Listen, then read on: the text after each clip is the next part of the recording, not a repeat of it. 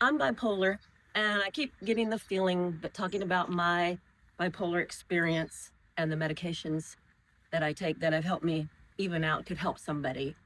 And so I want to do that, but it also makes me feel really nervous and cryy inside to talk about it. Why? I guess because there's just a part of you that kind of feels broken. I guess. I don't know. It I just think brings there's a up lot whole of lot stigma that goes along Okay, that's fair. with the And label bipolar. 'Cause and it's a also spectrum. It's right, right. everybody Yeah, got yeah. a spectrum And it's of just things.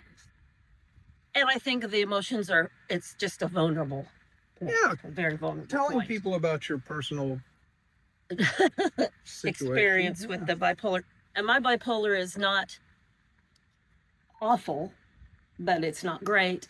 I get to these really high happy places where I call it OCD, and it's obsessive creative drive, where I'm just manically creating, not cleaning the house, not taking care of things that I should, just create, and then I'll have a crash. And it took me a while to realize this cycle, and I'll have a crash and I will get very depressed. And the first time that happened, I still feel awful that Chuck had to go through seeing me in that kind of place and having I didn't understand it. and I didn't understand it. I think it was probably 3 weeks of being in bed for 19 hours a day where I thought, I've got to have help. I don't know what's going on here. And I just can't imagine what that put you through. It would have broken my heart to see you like that. And I appreciate you so much for being there for me. So It was not easy, but yeah, I love you. I didn't know how to help.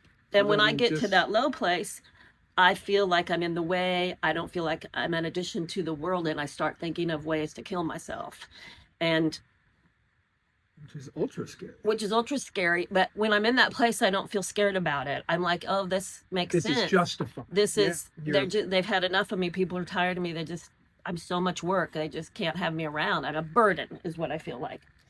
So, and you realize you're not, right? That is manufactured inside your own Thank you. head.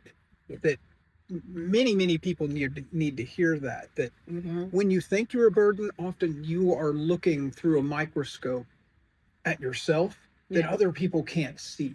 Yeah. And so, boy, you were never a burden. The only thing you were ever a burden about is how frightened I was what was up, because you went from this, powerhouse of energy to just dead tired, sleeping all the time. Anytime you weren't doing mom stuff, you were in the bed. yeah. I remember you came home one day and I was planting flowers out in the front yard after I'd started meds, and you were like, "There's my girl," and Yeah. I could just hear in your voice that I had not been there, and I'm sorry. Don't be sorry. But my first diagnosis was depression, so we medicated for depression for a long time, and Lexa is a dream for me, and I don't need much of it. And ADHD moment, I left the scissors on the fireplace outside. Okay, will you get them? Yep. The Lexa helps me so much. Yes. That Depression. You were first diagnosed with depression, and that was when the sleep started. And I had 3 or 4 cycles of that, I think, before they went, you might be bipolar. Yeah, I mean, it was quite a while before. Oh, and those depressions, though. But I think some of it was they weren't understanding the manic highs. You didn't ever discuss those during your therapy sessions. So I think once they started seeing that you had these periods where you would just make 500 dresses and just, go on these long tears of just like, and then after that, you drop down. But all they were, I think, seeing was the downs. I think that's when they discovered you were. That they went, oh, I did something, and she said, this is not like you. Yeah. You might be. I can't remember what you did. You might be hiding bipolar disorder. They put me on lithium at that point, and that has just evened me out. I was very worried when I first started taking it that I'd lose my creative drive, because that wouldn't be fun to be me without that. No. But it But just makes things effective. But I guess what I really want to the say, dips are gone. the dips are gone. I'm much Definitely. more even. Yeah, Yeah. and you And definitely. you guys know, and I can say to you, and you'll ask me, how you feeling? You a little depressed? You a little manic? I'm like, I think I feel pretty good, but now that you're asking, I'll notice. Yeah, but And it's been forever thinking, oh, she's really down. it's been a long time, yeah. Long Yeah. time. I say forever. And it makes me so happy. And when you crawl out of that depression hole, you feel so good. Right? Yo, there's something crazy about it. But the thing that I would want to say is, if you feel sad, if you have ups and downs like this, it's worth getting a diagnosis just so you can understand how your brain works. It's people go, I'd hate labels. I'm like, I want to know. Well, I can help myself better. especially if it's a grouping that then I can say, okay, let me study this grouping and things that work for that grouping. One of the best tips anybody ever gave me was that first doctor who diagnosed me with ADD at the time. I said, what can I do about it? I said, is it curable? And he's like, unfortunately, no. And I said, well, what do I do about that?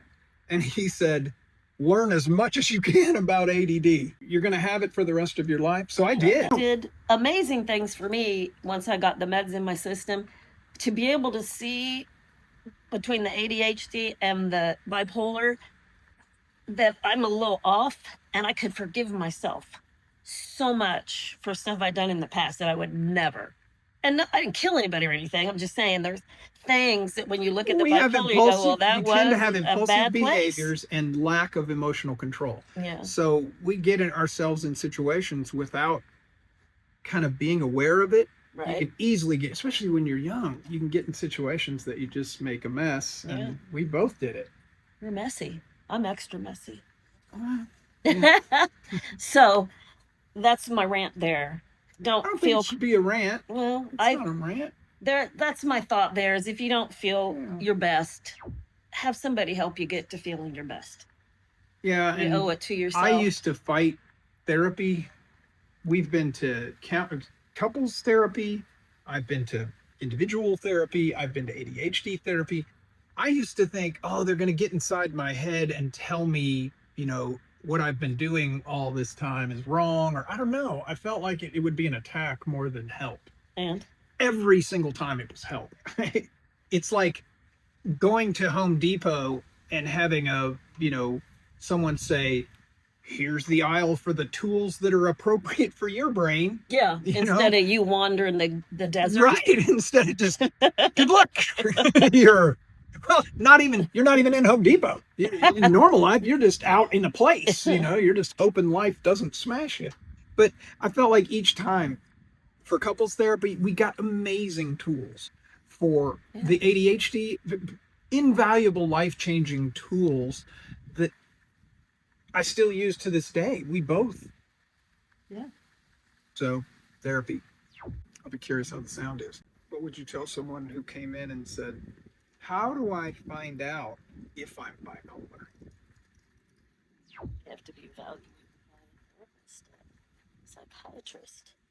And are there symptoms that I should look out for? Is it bad? What if they do say I'm bipolar? It's going to be great if you want to feel more even. They're going to help you. So they're good. Yeah. And medicine was super easy for me. Some people have to work for a while to find the right meds, and we all have a different chemistry. You are much more sensitive, but I think that makes you quicker to respond to say, "Ooh, that didn't work," or "That did work." Yeah, you in go, 4 "Ooh, minutes. too much." Okay, good. I feel better. Yeah, thank you. No concerts. We're going to the art festival, though, right? I think so. Okay. If it's boring there, we'll go into Ventura for salt and pepper shakers. All right. Should we turn that off? We could. We'd have to get up. You want it? Sure. 3, 2, 1. go.